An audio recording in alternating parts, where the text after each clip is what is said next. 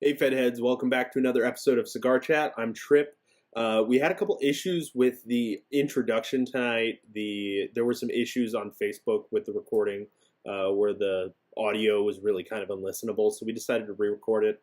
So that's what you're hearing right now. We already recorded the interview. I just wanted to redo the intro so you guys would have a nice intro to the conversation. Our interview tonight is with Eddy Guerra from Gurkha Cigars. We'll get right into the interview here. So here it goes. So we're back here with Eddy from Gurkha. Why don't you go back over what you were saying about how Gurkha gets a bad rap for people who were stuck in a bizarre audio loop hellhole? Yeah, so we'll just recap. There's many different sides to Gurkha, and you'll often hear me say there's definitely a Gurkha for everybody. And again, we make different types of cigars. We make the cigars that go on catalogs and they go online. You make the cigars that are the brick and mortar cigars, which they're super premium qualities. What you and I smoke, what pretty much everyone listening smokes. A lot of people don't really give those a try, or just because of the whole catalog reputation. However, we do really well with them. We had our best year in history at the trade show this year. We're pushing more than 12 million cigars, which is a pretty significant amount. That's a few cigars. Yeah, no, we're banging them. We're banging them out, and we're quadrupling many companies, and that's like legit numbers. That's not even catalog counting. So we're in over 2,000 shops, so we're killing it. But the bad rap again comes from people sometimes comparing the online stuff to what you get brick and mortar wise, and you really can't compare that. They're completely different lines, and brick and mortar is exclusive to brick and mortar. It doesn't go online, and online again, if you're buying $2 cigars, yeah, those are cool, but you're buying $2 cigars. There's nothing wrong. There's nothing wrong with it. Like, you can smoke them. Not everyone could be smoking $9, $10 cigars daily. So you got to have your daily smokes that are $2-3. But you can't compare that to one we're charging $18, $19 for one of our cellar reserves. They're two completely different types of smokes. Yeah, that's how it goes, though. When you're dealing with a company as big as Gurkha, as far as sales go, not everything can be for a specific market. Sorry, go ahead. Like, the way I like to describe it to certain people is like, let's think of Mercedes. You have a C class and you go all the way to the SLR. The C class is the entry level. Still a Mercedes, it's a C class. So it's still a Gurkha, but you're getting the online stuff, and then you graduate onto the brick and mortars where it's like the E's, the S's, and so on and so forth. And Don Bleeker has not a question, but a comment, which is, I'm curious to know how many repeat customers Gurkha gets. It'll be interesting to see where their sales go in 5 years. And I want to address that by saying, when I got into cigars, they had the same reputation 12 years ago. Hardcore guys were like, I don't like Gurkhas. And new guys were like, this Gurkha's cheap, so I bought it.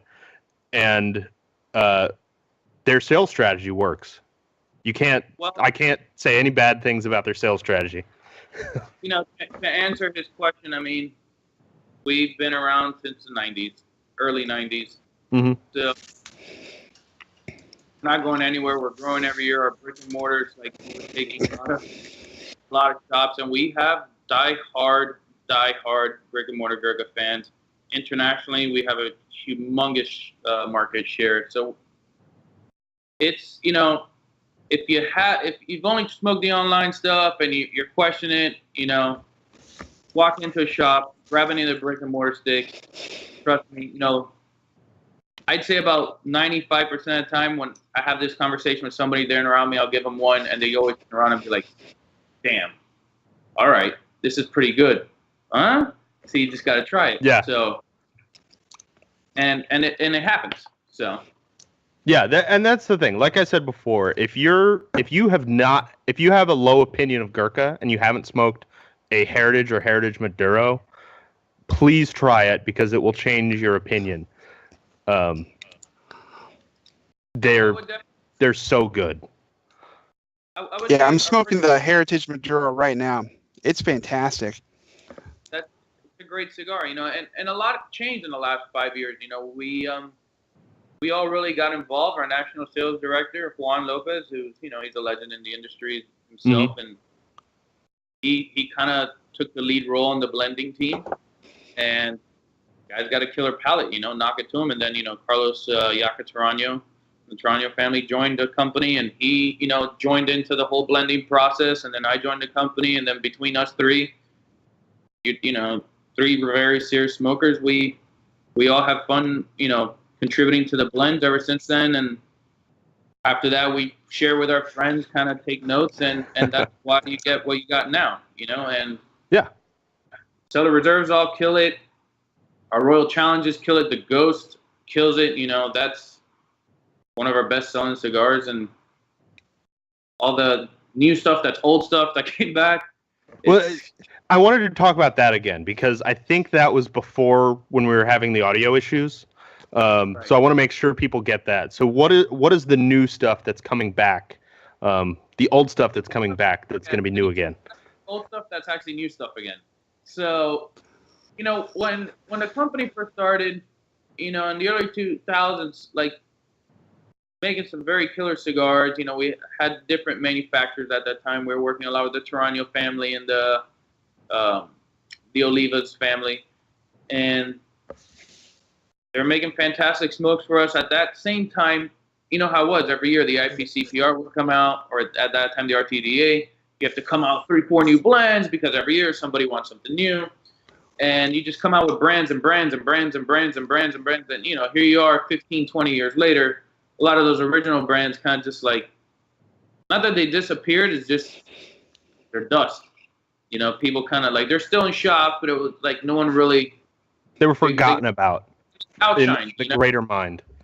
Right. So, you know, the whole FDA thing happens, and we're like, well, can't really release new stuff anymore. That's kind of done as we know it. But we're very fortunate. I mean, we got a back catalog of literally hundreds of brands. Yeah, it's a unique position for sure. Yeah, we're positioned to re-release 2 or 3 new products for the next 20, 30 years. So we said, all right, well, let's start taking advantage of it. And we did it this year at the trade show. We re-brought out the Master Select, which from 2001, we're calling it the Master Select OVB, which stands for Original Vintage Blend. It's not the Master Select you're going to find online in the catalog. It's a very different cigar. So the OVB is still made. You know, we went back to the Olivas family, and they still had the original blend recipe, and we found a bunch of the old boxes from 2001. It's kind of crazy. And re-brought it out, and it's slamming. It really is a great cigar. I mean, I gave it one to you at the show. I know we spoke about it a little bit. It's an amazing Ecuadorian Habano wrapper, Honduran binder, and Nicaraguan fillers. And you know, I was going to say that doesn't smoke like a Connecticut. Yeah, no, I said that. So many lines, so many blends to remember, which it's awesome. And then the other one that we came out with from back then is the Havana Legend, which I'm smoking it as well. And another slamming cigar. This one's a little bit more medium bodied. The Master Select's like medium to full. And Ecuadorian Habano, which wrapper, which Ecuador makes great wrappers, let me tell you. And yeah, they do. Dominican and Nicaraguan binder and fillers.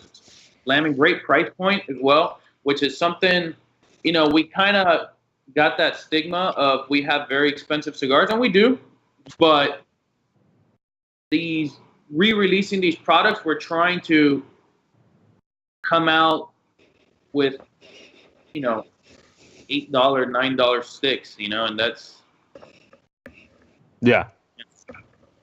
very, very different than when we're coming out with $15 to $16 sticks. So, and they're great. I mean, we also have a Robusto Corto in this, which is one of my favorite sizes, 4.5 by 48, and we're moving that at $6.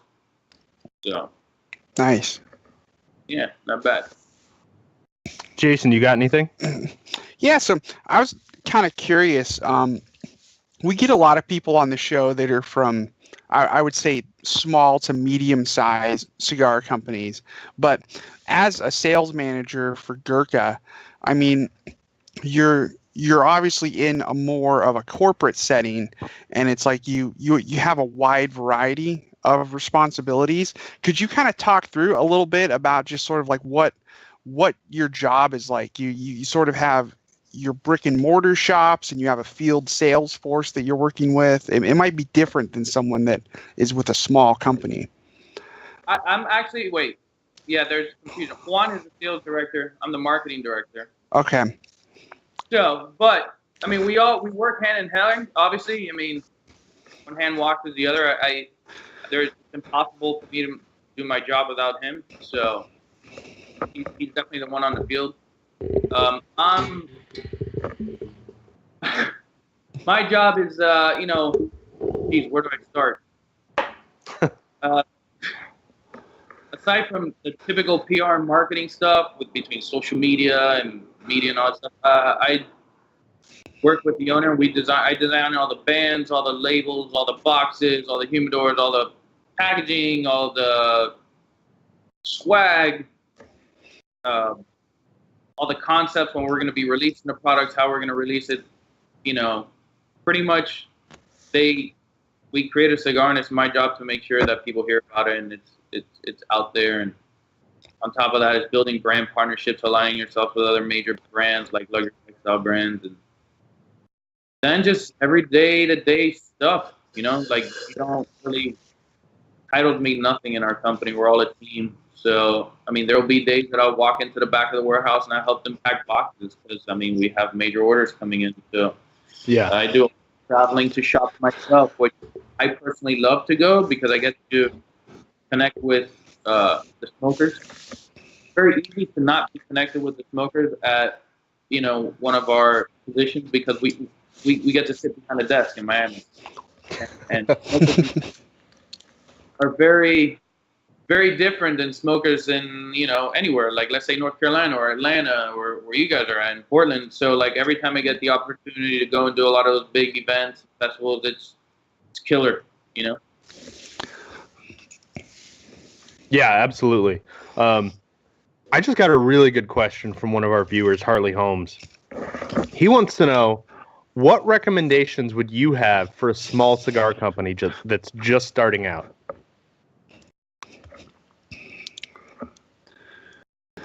Wow. I think it's just a really interesting question. Honestly, a couple things. Stay true to the product, never sacrifice, right? That to me is major because a lot of guys will try to cut some, save some money by, cutting some corners, which never do that. At the beginning, it's really easy to stay true to the product because you want to put out the best and you don't really have major orders. But when you start growing, you start realizing like, oh my God, my inventory is low, but people are placing orders. I need to get some inventory in. You might not be aging it properly when you're placing your orders with the factory. I mean, that's really big. I would say, social media is gargantuan. The new. Absolutely. I gave a seminar not too long ago, and I try to explain to a bunch of students that forget traditional. Everything's moved to digital. Everything's in the palm of your hand. It's almost even leaving laptops. It's going like direct to your phone, man. Yeah. So always keep that in mind, and really never listen to everyone, because one major problem that I see in this industry is like everyone's always right, and yeah, I might have my opinion and I think it's valid, but I should probably listen to yours because you're the one that's buying the stuff. You know what I mean? And that's one problem that I see with a lot of smaller companies. They're all great guys, but customers are talking, oh, this or that, and they're like, I know what I'm talking about. This is the way you do it. This is the best way. And look, at the end of the day, everybody has an opinion. I think you should probably listen. You might learn a little something from somebody because we're not all perfect. And then stick to your guns and get ready for a long, painful ride. But that's my advice. Good answer. And I've got a question. Actually, before I get to my question, we have to take a little break. Our first break is sponsored by Gurkha. Do you want to do a spot for Gurkha, or should I just play the ad? Play the ad. I've been drinking. Brought to you by Gurkha Cigars. Gurkha Cigars, makers of the world's finest cigars. Try the 93 rated Heritage featuring Rosado, Ecuadorian Habano wrapper, Nicaraguan binder, and Dominican, Pennsylvanian, and Nicaraguan fillers. Blended by Gurkha's blending team at American Caribbean Cigars, it is hand-rolled Nicaraguan, available in 35-count boxes. Talk to your local B&M about the Heritage today, or talk to them about other fine Gurkha cigars. Whatever your taste preferences, Gurkha has a cigar that's right for you.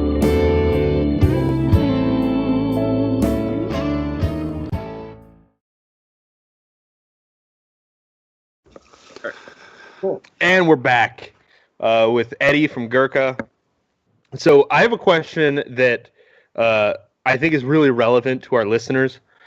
If you had to recommend 5 different blends from Gurkha that everybody should go out and buy a sampler of, all 5 of these right now, what 5 would they be? Damn. Okay. Definitely the Master Select. Mm-hmm. It's amazing. That new one's fire. Yeah, exactly. The Ghost, by far. I want to say the Heritage, but there's 2 of them, so it's like I don't want to lose too many spots. You know, any of the Heritage, for me personally, the Madero is more for me, but they're both amazing. All right. Obviously, the Cellar Reserve. The Cellar Reserve 15 is our racehorse. The thing is amazing. Oh God, there's so many. 5 is not enough. What would I do next? I only have 1 more to choose. You know what? I'm gonna go with the Cellar Reserve 21 year actually. So the 15, the 21, the Ghost. Whew.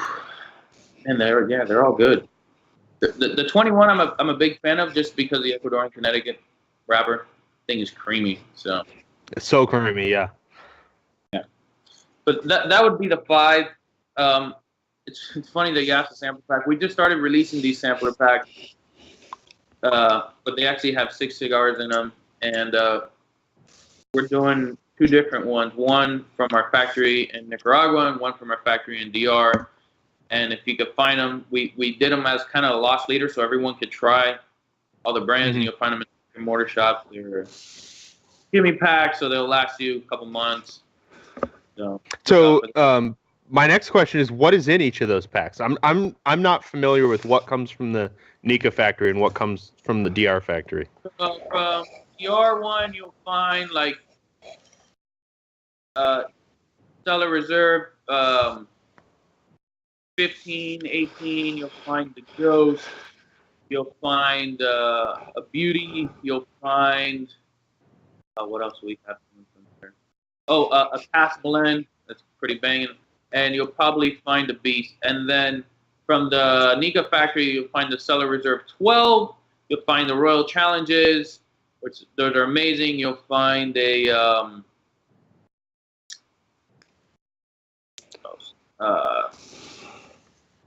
Havana Classic. You're gonna find a Private Select. You're gonna find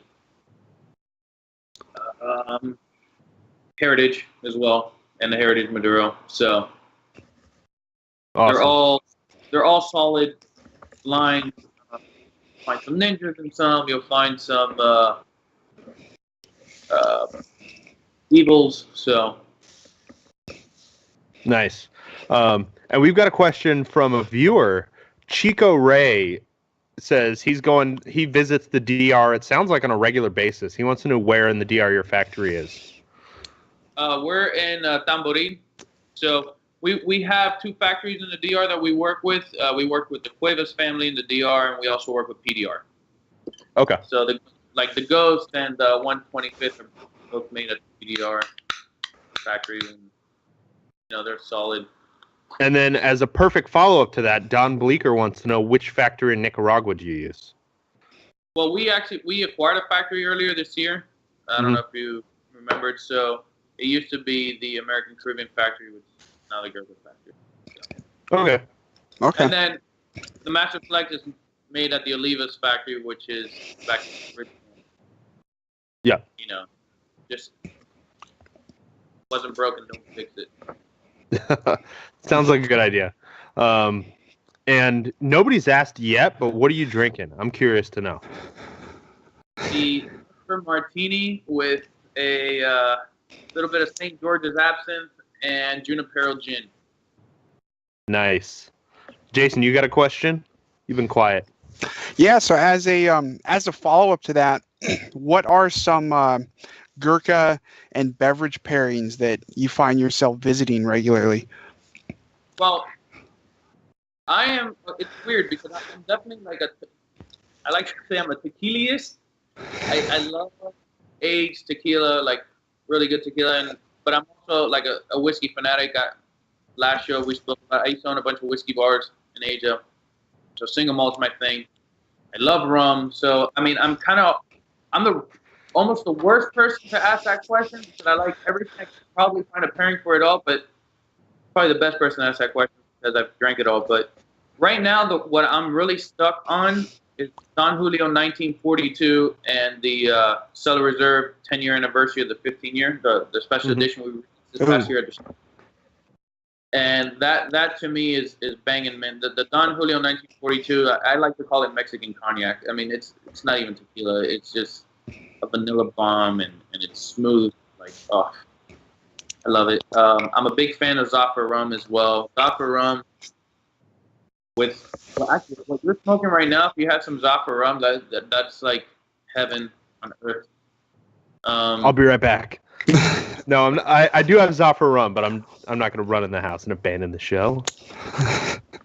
That is an amazing pairing. And then, the typical stuff, single malt wise, I love Dalmore. I think it's a great drop. And I'll smoke that with the Master Select, and we could go on. I'm right now lately, been on this gin thing. My man. Yeah, and it's been really blown up. I just came back 3 days ago. I was in Madrid for the past 10 days, and there it's either wine or gin. So my ginness was taken to a whole nother level. So yeah, that's what I'm on right now. Nice. I never thought I liked gin as a young man, and then when I met my wife, I met her father, and her father was into cigars. So we bonded over cigars, and he got me knee deep into gin. I love gin so much now. You know what? And the whole craft cocktail phenomenon that's bounced back, gin is obviously a major part of that. And there's some really killer cocktails. I love Negronis for some reason. Oh, Negronis are amazing. Mm-hmm. And then if you get a little barrel at home, you barrel age them for a little bit. Barrel aged Negronis are banging, and I think that in a cigar, some people might argue with me, but I love doing that. And then obviously I like beer. I mean, I could never get John to do it, but my current co-host Dennis, he also loves gin, so I do think that we do have a sharing our pairings featuring gin coming up at some point. Because for me, gin just goes really well with cigars. It's Absolutely. Because it's contrasting. It's not like bourbon and rum and scotch where it's kind of complementary flavors that mesh well together. It's contrasting flavors that kind of resets your palate for each other. So, I did a pairing class once when I was living overseas, and that's kind of what they try to teach us. They're sometimes when they complement each other too much, they fight to see who wins the flavor battle. You almost want to go completely opposite to clean your palate, but then you actually really get to taste how good it is. So I'm on that. Gin's really crisp, and I do a lot of day drinking and day smoking on the weekends. Sure. A refreshing gin cocktail on the water here because it's still 85 degrees. Pretty sweet. I like it. Gin's great in hot, humid climates too. That's one of those drinks that I can get into when it's hot out. What I kind of gave up on was vodka for some reason, unless I'm doing dirty martinis. Vodka's just boring. That's why. unless I'm doing dirty martinis, it's just I give up on it. I don't know why. I feel bad saying that. I'm, sorry. Vodka's gin with no flavor, man. Gin, there you go. Got no personality. Exactly, so. Gin with no personality. It is, because in theory, the best vodka should taste like almost nothing. Exactly. Well, that's correct. It should taste, and then at that point, I just drink water. All right, so back to Gurkha. Yeah. Are there any blends that are out there that you want to bring back from the old times that you haven't had a chance to yet? Yeah. And we will be at the show. So we've already been working on them, trying to recreate the blend, and we bring them back. I mean, the blends exist; they've always existed, but now it's like grabbing the right crop and working with the right material to make sure that exactly what it's going to be. So we got 4 new lines that are going to be coming back, and I don't know if I should technically say them yet, because I guess we would have to do the whole press release thing. But, they will be slamming.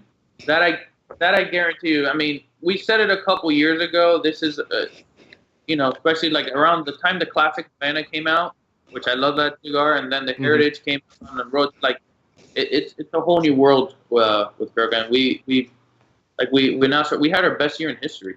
So, wow. It's funny. Like, the show was significantly slower this year. Yeah.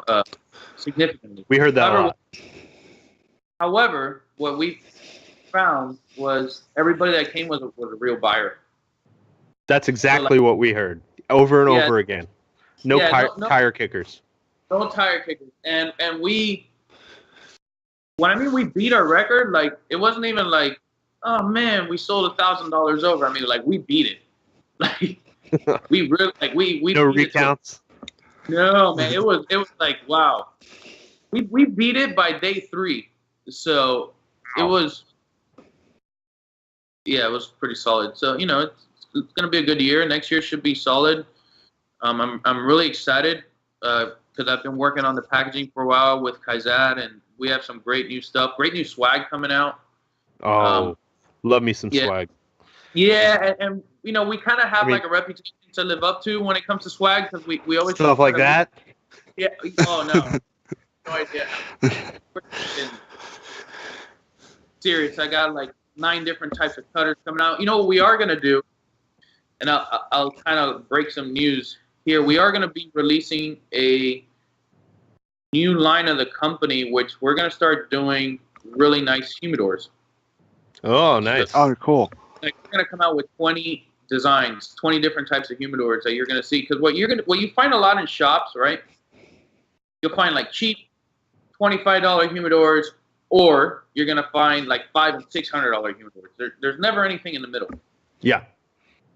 And if it is, it's a cheap, expensive humidor or an expensive, cheap humidor. It's not like full cedar. It's just cedar veneer. Like, so we really saw like something's missing here. There's guys that like, hey, I want to spend more than $25 on a humidor, but I'm not willing to spend $500 either. I'm not crazy.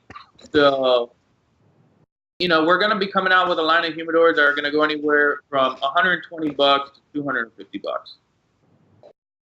That's a good spot for humidors, I feel like. Yeah, and and they're gorgeous. I mean, amazing collector's humidors.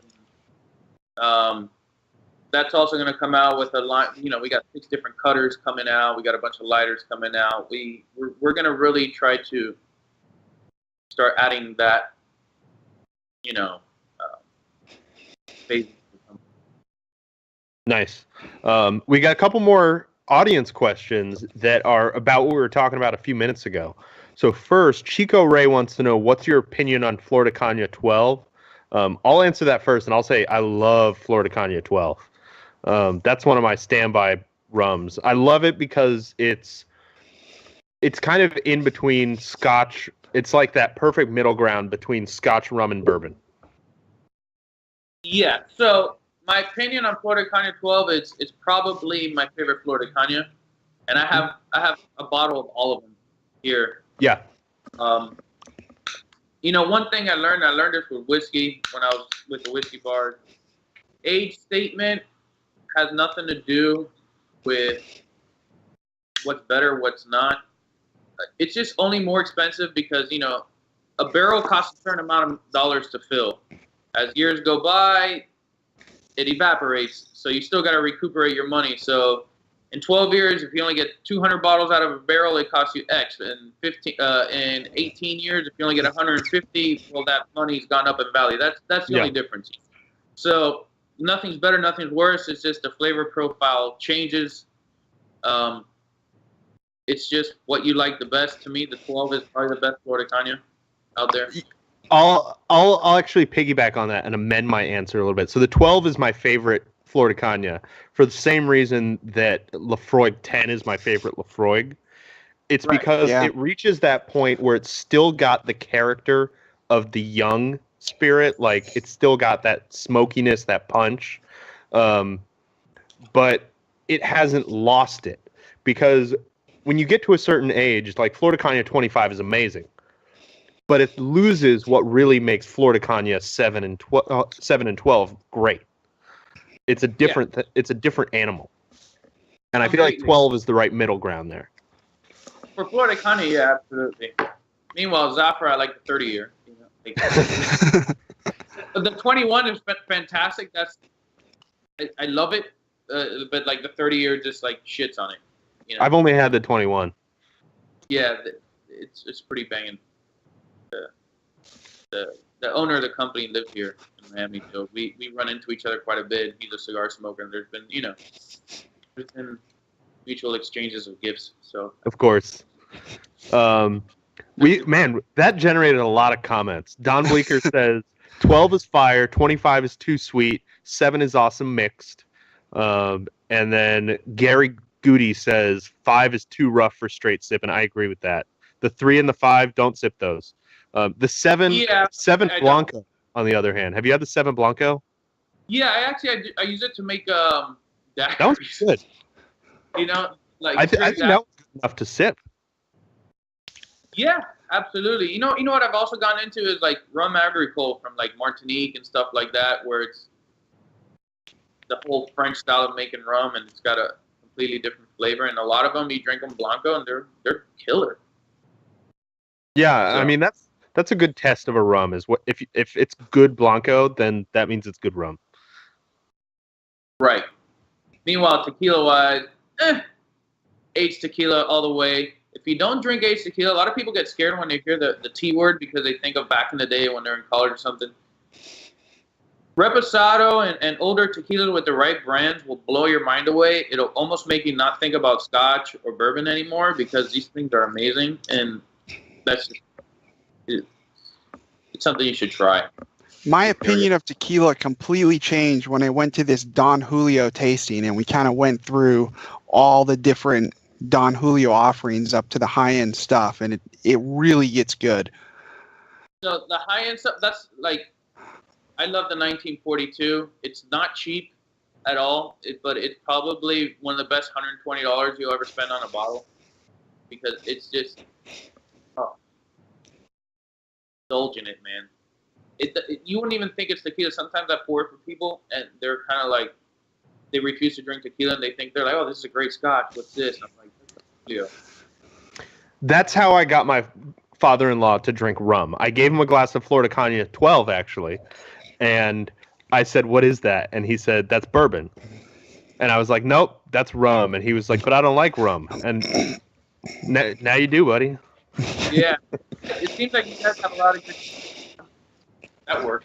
And Zafra, actually, speaking of Zafra is the same way. What I've read about Zafra is that it's blended to be like a bourbon drinker's rum, which totally comes through in it. It tastes like bourbon, but with that rum backbone.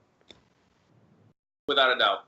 Yeah, it's good. You know what I've been on? Like, also, is Brugal's got one called Leyenda, which I tasted at Pro Cigar. And ever since I came back from Pro Cigar, I've been addicted to it. But that's a little bit like Aunt Jemima syrup, like sweet. But it's have you had Brugal 1888? I have, yeah. That was That's great. Yeah, there's a lot to drink. You know, what's about being working for a company that has like 18 million blends like we do is we get through pairings all the time at work. If you ever come to our headquarters, we probably have like the most amazing lounge. It is unbelievable with an intense bar, and we do a lot of blending up there and pairings, and that's fun. Fortunate. Awesome. Well, we got to take one more break. We'll be right back after a short word from our sponsor. This show is sponsored by Cigar Oasis. Don't spend all your time worrying about your cigar wrappers cracking, splitting, or falling apart from humidity fluctuation issues. Set it and forget it by choosing Cigar Oasis, a professional solution which provides equal distribution of humidity with precise electronic controls. Monitor your cigars through the internet using the Smart Humidor Wi-Fi attachment. Why don't you spend all your time enjoying your cigars and relaxing, and let Cigar Oasis protect your cigars? Cigar Oasis has solutions for any humidor. Make sure you set it and forget it today. Like, we're coming out with 3-lighters that are like that. All right, we're back. Hey. All right, welcome back to Cigar Chat. We're here with Eddie from Gurkha, talking about Gurkha and quite a bit about spirits, but that's fine. We all love spirits around here. But let's bring it back to Gurkha. I'm trying to think of a Gurkha question. Jason, do you have one queued up in your brain?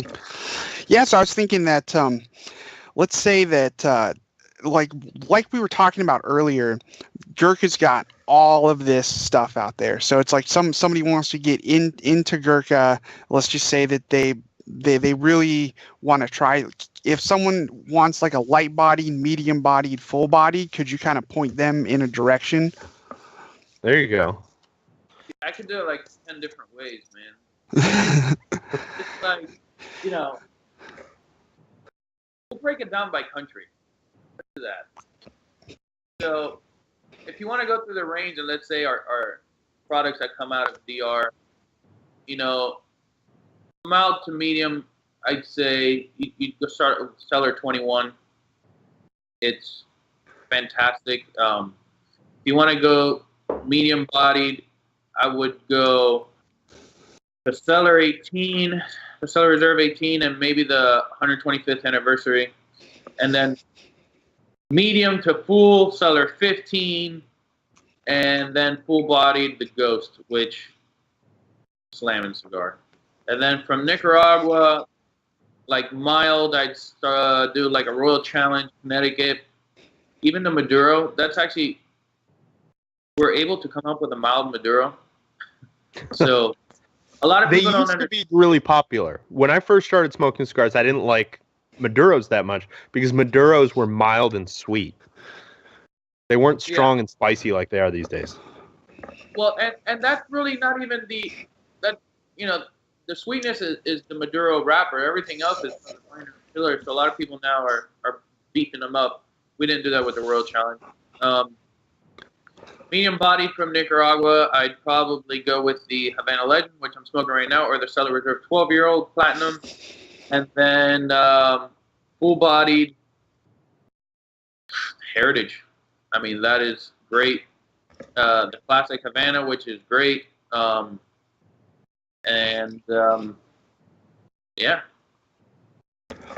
Select, you could, pepper in there as well. So your answer there reminded me of what my question was that had disappeared from my brain. And I forgot to ask about it at the IPCPR. Like, I spent the last 2 days of IPCPR regretting not asking about what happened with the Royal Challenge. How did that whole scavenger hunt thing work out? Which? You guys, right before IPCPR, you guys had that big scavenger hunt. Yes. How did that go? I just didn't hear anything about it after it happened. Oh, yeah. It went great. We did one in Miami. We did one in Atlanta. And we're probably going to do one next in Texas. And then, we're trying to tackle off the areas. The one in Miami was a little bit more tame just because the 5 locations that we did were to each other. It was our first one. We wanted to test it out. Mm-hmm. So it wasn't as crazy as Atlanta. Atlanta was a full day. I mean, you started at 10 and you got to the last shop by like 4 p.m. because everything was so far away.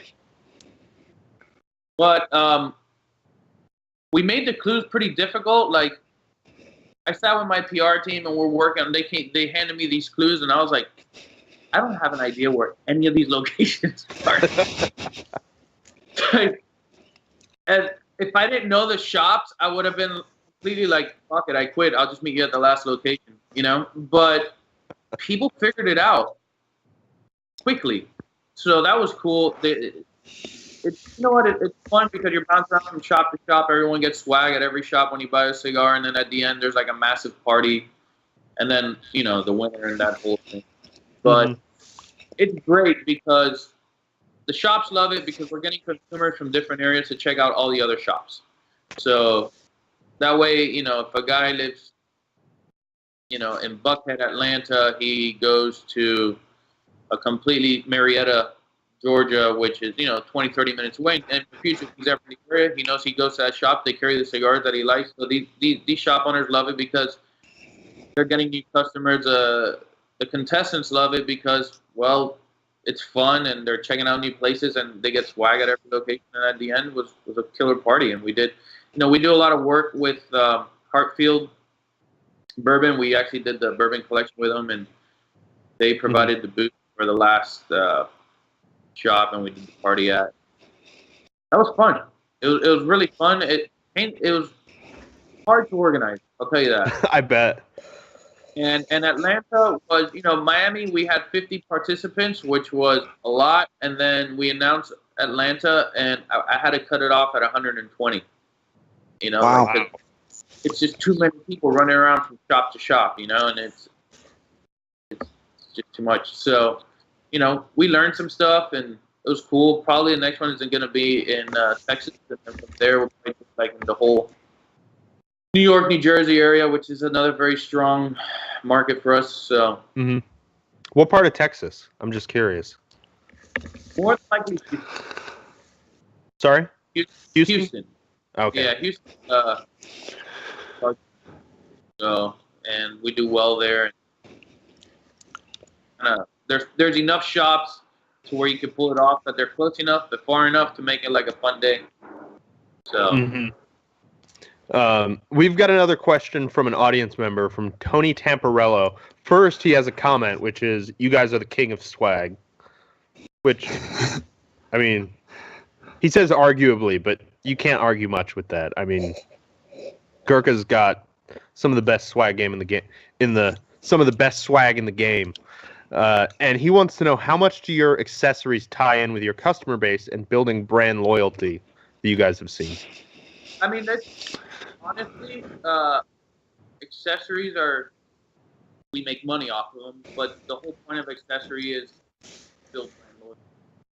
So, you know, if you have a Gurkha lighter on your table, or a Gurkha ashtray, or a humidor, you know, that's always going to be in your face. And if you're smoking another brand, it's still always in your face.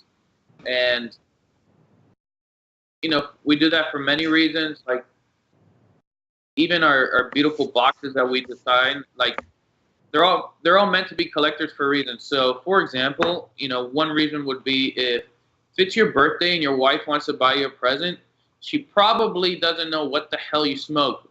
But all I can guarantee you is if she ever goes to the cigar shop, she's going to see our logo and she's going to go, wow, that box that I keep my jewelry in has the same exact name. My husband likes these cigars. I'm going to buy these cigars. It's the same thing. My husband has that lighter. You know, like, it's free advertising, you know? So it keeps the brand loyalty there. And we like to do stuff that's a little bit different. I mean, we rolled out a bunch of growlers this year because I love beer. And that's awesome.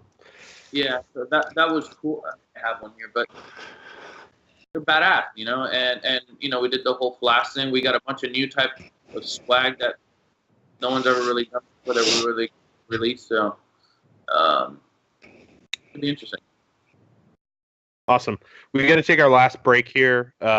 We don't actually have a commercial, but this break is sponsored by none other than Drew Estate. They good.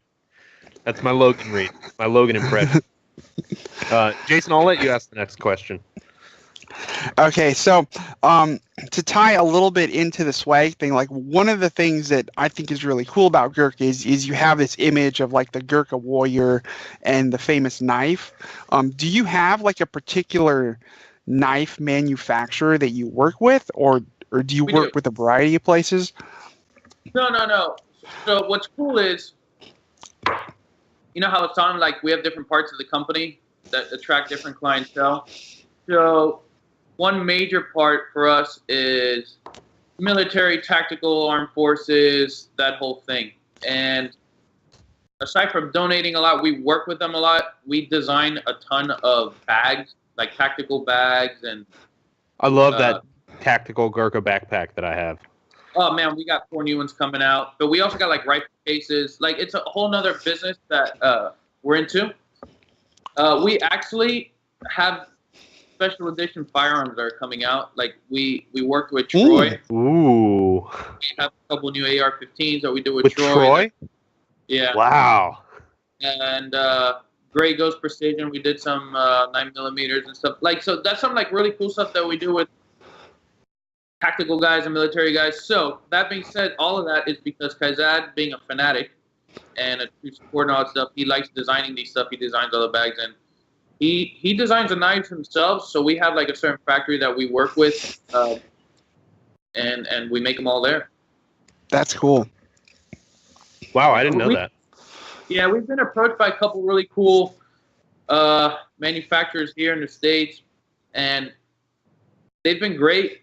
And we're like, oh man, we want to, we love this product you came up with. Let's roll with it. And then they hear the numbers that we want to order, and it's like, ooh, we can't really do that.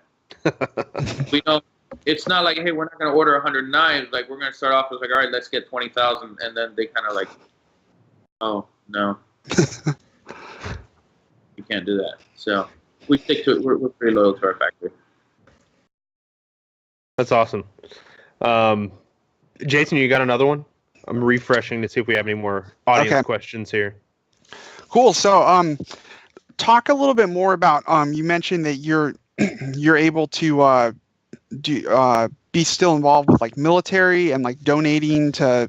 I assume like Cigars for Warriors and things like that. Do you have your own kind of charitable military side of things? Well, right now the whole donating cigars, it's a little. Oh yeah, that's right.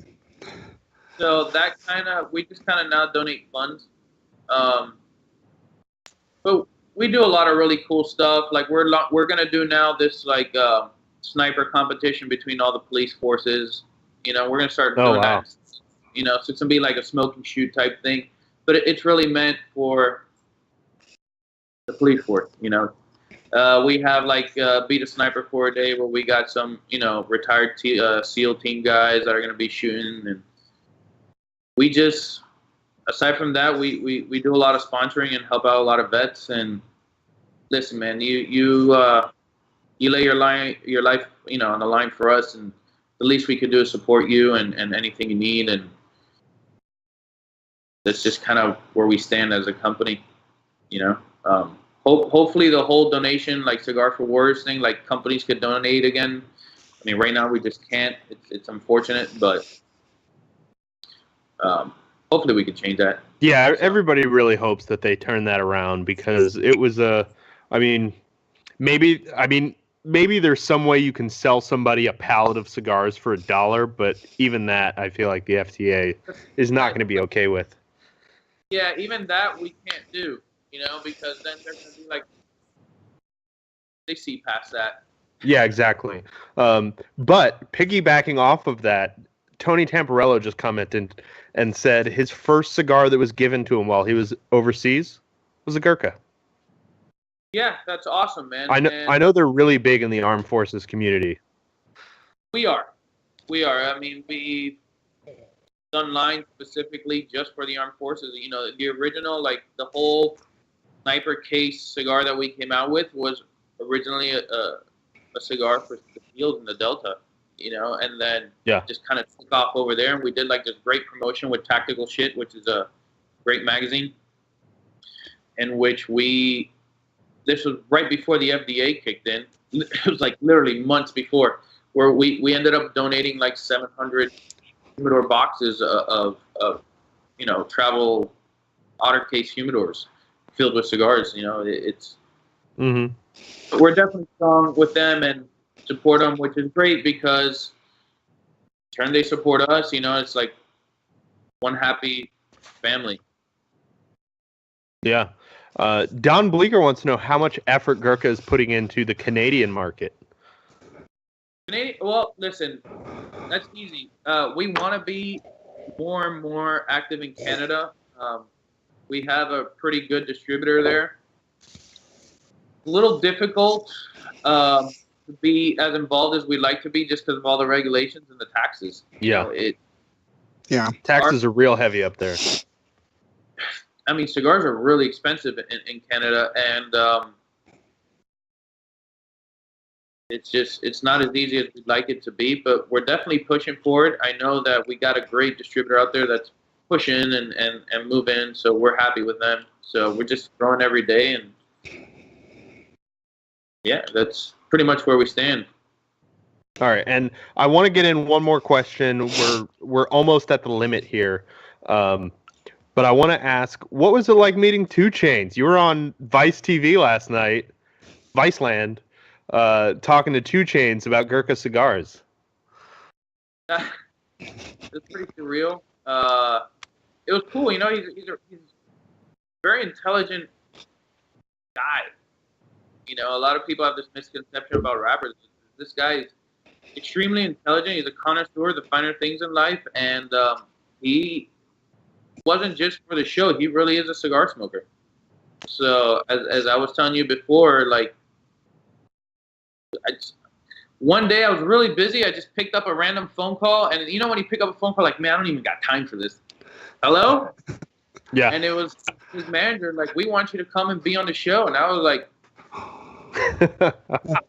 like, for real? Like, you kidding me? They're like, yeah, he's a fan of the cigars, but he really wants to bring it on and quiz you on live on TV and all that stuff. And it was great, because that is his market is another major market out there. It's definitely a fast growing market, and we're thankful and fortunate that we got to be on the show. I thought it was really cool. I got to meet somebody that I listened to on the radio. So. Yeah. 2 Chainz. All right, and I'll get one last question from our audience in here. Chico Ray wants to know, what is your creamiest blend? If he's looking for creamy, what do you got? Cellar Reserve 21. Cream all day long. There's something that's just as creamy that will be released this year at the show. All right. But Jason, you got any? 21 by far. You got any closing questions, Jason? No closing questions. I think that this has been great. It's been really interesting to learn and kind of hear more about Gurkha and what's going on. And I'm really looking forward to what you guys are about to drop at IPCPR this year after the little teasers you've been giving us. Me too. Me three. All right. Well, thanks so much for joining us, Eddy. We really appreciate it. Thanks everybody who's watching for tuning in, commenting, asking questions. And of course, thanks to all of our Armed Forces Radio Network listeners. You guys are out there doing things we're not built to do, and we just could not appreciate it more. Everybody have a great weekend and have a great Thanksgiving.